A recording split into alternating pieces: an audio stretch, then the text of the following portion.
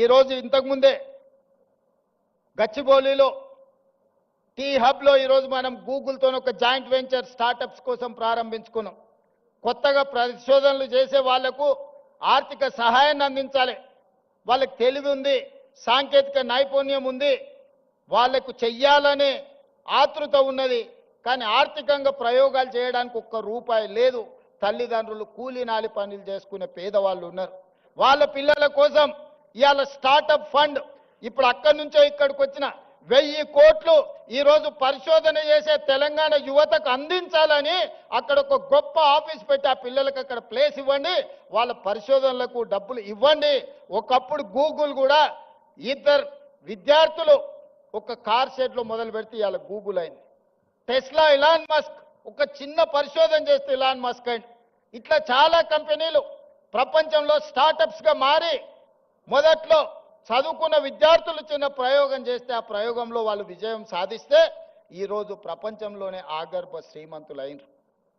అందుకే ఇవాళ తెలంగాణ ప్రాంతంలో ఉన్న నైపుణ్యాన్ని వెలికి తీయాలని 1000 కోట్ల కార్పస్ ఫండ్ ఈరోజు ప్రభుత్వ పరంగా నేను కేటాయించి మా తెలంగాణ పిల్లలు పరిశోధన చేస్తే ఒక్క రూపాయి కూడా పరిశోధనలో ఇబ్బంది పడొద్దు, వాళ్ళు రాణించాలి, వాళ్ళు బిలియనియర్స్ కావాలి, గ్రామీణ ప్రాంతంలో నుంచి ప్రపంచంతో పోటీ పడాలని 1000 కోట్లు అక్కడ కూడా పరిశోధనల కోసం కేటాయించి ఇంకొక 1000 కోట్లు జీవో తీసుకొని ఈరోజు ఉస్మానియా యూనివర్సిటీకి వచ్చిన. ఉత్త చేతులతో రానని ఆనాడే చెప్పిన. ఉత్తుత్తు మాటలు చెప్పే అలవాటు నాకు లేదు. ఎందుకంటే వ్యవసాయం తెలిసినోని, గ్రామీణ ప్రాంతం నుంచి వచ్చినోని. మన చేనుకు ఏ పురుగు పడితే ఏ మందు కొట్టాలనో ఏం ఎరువేయాలనో తెలిసినోని. తెలంగాణకు పట్టిన చీడను పీడను ఎట్లా వదిలించాలో నాకు బాగా తెలుసు. వాళ్ళు అనుకుంటుండొచ్చు ఎంగిల్ పీస్ రాదని. జర్మన్కు, జపాన్కు, చైనాకి ఎంగిల్ పీస్ ఏం రాదు నాయన. ప్రపంచాన్ని ఏలుతున్నది చైనా, జపాన్, జర్మనీ. అక్కడ ఇంగ్లీషు రానే రాదు, కనీసం మనం ఏబిసిడీలన్నా రాయగలుగుతున్నాం. మరి ఇవాళ ప్రపంచాన్ని శాసిస్తారు ఇంగ్లీష్ మాట్లాడే అమెరికా, చైనా సప్లైస్ ఆపితే 1 గంట కూడా బతకలేదు, 1 అవర్ కూడా అమెరికా జీవించలేదు. అమెరికా ఎంత అప్పు ఉందంటే చైనాకు, వాడిని ఆ అప్పు మొత్తం కట్టడానికి వంగబెట్టి బండ పెడితే మొత్తం అమెరికాని చైనాకు అప్పచెప్పాల్సి వస్తుంది. వానికి ఇంగ్లీష్ వచ్చా? జపాన్కి ఇంగ్లీష్ వచ్చా? జర్మన్లో ఉండే ప్రజలకు ఇంగ్లీష్ వచ్చా? మా ఈడ ఉండే యువమిత్రులకు కూడా ఇంగ్లీష్ రాదు అనేది ఏం పెట్టుకోకండి, అదేం పెద్ద విషయం కాదు. మనకు మానవత్వం ఉండాలి, మనకు మనసు ఉండాలి. ఇవాళ రాష్ట్రాన్ని నేను పరిపాలిస్తలేను అనే మంచిగా 2 ఏళ్ళ నుంచి మీరే చూసారు కదా. కావాలంటే 10 మంది ఇంగ్లీష్ వచ్చిన వాళ్ళని ఉద్యోగస్తులను పెట్టుకుంటే మాట్లాడవా అని చెప్పొచ్చు ఒకరి తర్వాత ఒకరిని. మా తమ్ముళ్ళకి, మా చెల్లెళ్ళకి నేను అదే చెప్పదలుచుకున్నా. మీరు ఆత్మస్థైర్యాన్ని కోల్పోకండి. భాష అనేది ఒక కమ్యూనికేషన్ మాత్రమే, అది నాలెడ్జ్ కాదు. నాలెడ్జ్ వేరు, కమ్యూనికేషన్ వేరు. మనకు నాలెడ్జ్ ఉంది, మనకు కమిట్మెంట్ ఉంది, మనకు కన్విక్షన్ ఉంది. ఈ నాలెడ్జ్, ఈ కమిట్మెంట్, ఈ కన్విక్షన్ దేశంలో ప్రపంచంలో ఏ స్థాయికైనా ఎదగడానికి ఉపయోగపడుతుంది. మీరందరు కష్టపడండి. 2 ఏళ్లలో ఉస్మానియా యూనివర్సిటీకి కావాల్సిన అన్ని సమస్యలు నేను పరిష్కరిస్తా. టీచింగ్ స్టాఫ్ గురించి కూడా ప్రొఫెసర్ కాసిం గారు, అదేవిధంగా వైస్ ఛాన్సలర్ గారు చెప్పినారు. మీకే స్వేచ్ఛనిస్తున్నాం, కమిటీ వేసినాం, నియామకాలు ఏ విధంగా చేసుకోవాలనో మీకు అటానమస్గా మీకే ఇస్తున్నాం. మా ఇన్వాల్వ్మెంట్ ఉండదు. మీకు ఎవరైనా మంత్రులు, ఎంపీలో, ఎమ్మెల్యేలో ఫోన్ చేస్తే నాకు చెప్పరు. మీకు ఏదైనా పైరవి పట్టుకొని ఎవరైనా వస్తే నాకు చెప్పండి.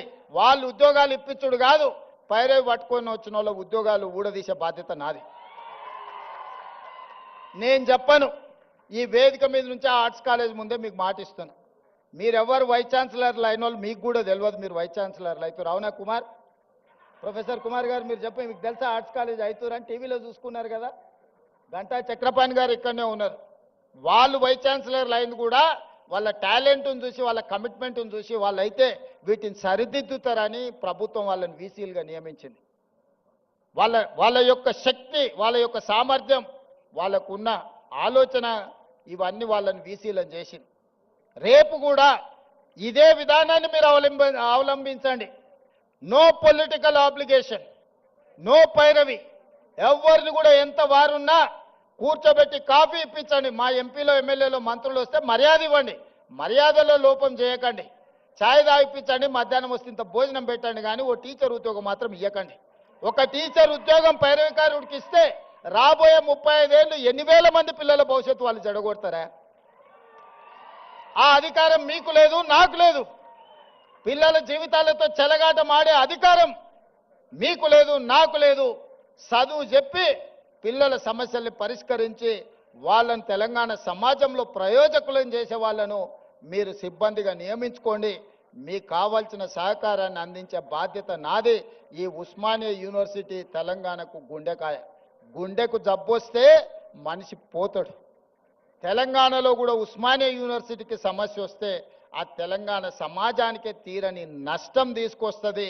తప్పకుండా ఈ ఉస్మానియా యూనివర్సిటీ వేదికగా మా ప్రభుత్వం వైపు నుంచి మీకు చెప్పదలుచుకున్న, మీకు స్వేచ్ఛ ఉంది, సామాజిక న్యాయం జరుగుతుంది, సమానమైన అవకాశాలు ఇస్తాం. రాజకీయ పార్టీల ఉచ్చులో పడకండి, చదువుకోండి, భవిష్యత్తును నిర్మించుకోండి.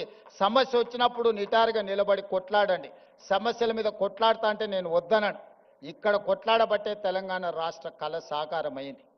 తెలంగాణ సమాజానికి ఏది ప్రయోజనమో దానికోసం కొట్లాడండి. ఏ రాజకీయ పార్టీ జెండాలు ఎత్తాలనో వాళ్ళ మోచేతి నీళ్లు తాగాలనో ప్రయత్నం చేయకండి. సర్వ స్వతంత్రతను మీరు నిరూపించుకోండి. ఉస్మానియా యూనివర్సిటీ అంటే ఒక క్వాలిటీతో కూడుకున్న విద్య అందిస్తారు. ఇక్కడ విద్యార్థులు ప్రపంచాన్ని నడిపించగలుగుతారని నిరూపించాల్సిందిగా మీ అందరికీ సూచన చేస్తూ అన్ని రకాలుగా ప్రభుత్వం అండగా నిలబడుతుంది. అభివృద్ధి చేసుకుందాం, ఒక స్ఫూర్తిని నింపుకుందాం. మన పూర్వ తరాల నుంచి వచ్చిన ఒక స్ఫూర్తిని భవిష్యత్తుకు పునాదులుగా మార్చుకొని అభివృద్ధి పదం వైపు నడిపిద్దామని మీ అందరికీ తెలియజేస్తూ, మీలోనే ఎవరు ఊహించగలరు ఒకరోజు ఇక్కడ నిలబడి మాట్లాడే అవకాశం ఇక్కడ ఉన్నోళ్ళకే రావచ్చు. నేను జిల్లా పరిషత్ మెంబర్ అయినాడు కూడా ఎవరు ఊహించలే. నేను తెలంగాణ ఉద్యమం సందర్భంగా ఇక్కడికి వచ్చినప్పుడు కూడా ఎవరు అనుకోలే. కానీ ఇవాళ అవకాశం వచ్చింది. నిబద్ధతతో ఉండండి, నిరంతరం కష్టపడండి, ఖచ్చితంగా ఫలితాలు వస్తాయి. ప్రభుత్వం గుర్తిస్తుంది, ప్రజలు గుర్తిస్తారు. తెలంగాణ సమాజం కష్టపడ్డ వాడిని కష్టాన్ని వృధా పోనివ్వరు. తెలంగాణ సమాజం మిమ్మల్ని గుండెల్లో పెట్టి చూసుకుంటుంది.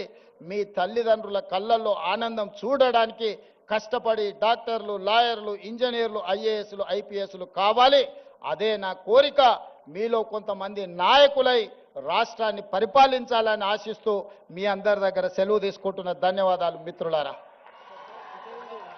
ఎక్కడైనా ఒక ముఖ్యమంత్రి గారు ఈరోజు ఉస్మానియా యూనివర్సిటీని ఏ విధంగా నిర్మించుకోవాలనో ముగ్గురు అంతర్జాతీయ స్థాయి ఆర్కిటెక్ట్స్తోని ఈరోజు డిజైన్స్ చేసి మీ ముందరనే పెట్టినాం. మీరు చూడండి, దాన్ని ఏ విధంగా అభివృద్ధి చేసుకోవాలనో, ఇంకా ఏమైనా అందులో పొందుపరచాలన్నా మీ ఆలోచనలను తీసుకొని నిర్మాణం పనులు ఈ నెలాఖరికి నిర్ణయం తీసుకుంటాం. దయచేసి ఇక్కడికి వచ్చిన మేధావులు కానీ విద్యార్థులు కానీ ఒక్కసారి ఆ 3 కన్సల్టెంట్స్ ఏదైతే ఇచ్చిండ్రో ప్రణాళికల్ని మీరు పరిశీలించి ఖచ్చితమైన నిర్ణయం తీసుకొని ఇవ్వండి. మంచిగా ఉస్మానియా యూనివర్సిటీని అభివృద్ధి చేసుకుందామని తెలియజేస్తూ మీ అందరి దగ్గర సెలవు తీసుకుంటున్నా. గౌరవనీయులైన ముఖ్యమంత్రి, ఉస్మానియా విశ్వవిద్యాలయం మీ అందరి పక్షాన ఆనరబుల్ వీసీ గారు, ఆనరబుల్